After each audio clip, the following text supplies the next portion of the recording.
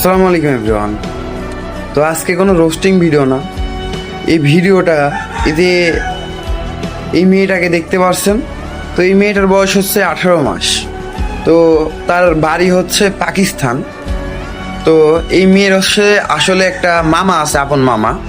তো আপন মামা তাকে চকলেট খাওয়ার নাম করে বাইরে নিয়ে যায়। সে তাকে ধর্ষণ করে।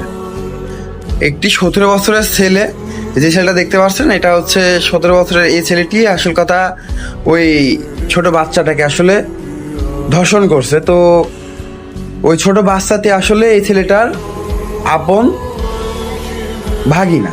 তো আপন ভাগিনার সাথে এইভাবে কিভাবে করে আমি বুঝতে পারি না।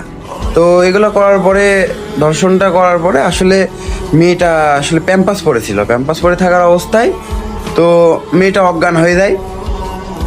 তো মেয়েকে নিয়ে এসে ওর মার হাতে তুলে দেয়।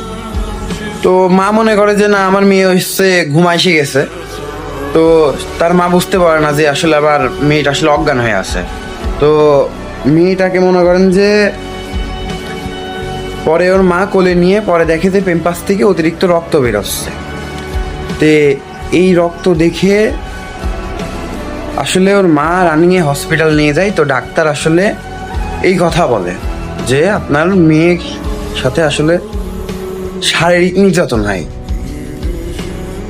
তো তার মা আসলে এই কথা শুনে ভেঙে পড়ে। তো তারপরে তার মেয়ে আসলে তার কোলের উপরেই মৃত্যুবরণ করে। তো মেয়েটা মারা যায়।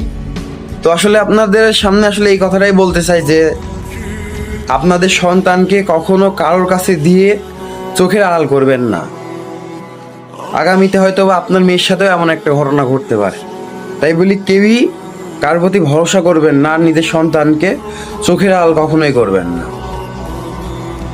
আর এই শালা ধর্ষকে আমি চাই তার ফাঁসি হোক, তার উপযুক্ত একটা শাস্তি হোক।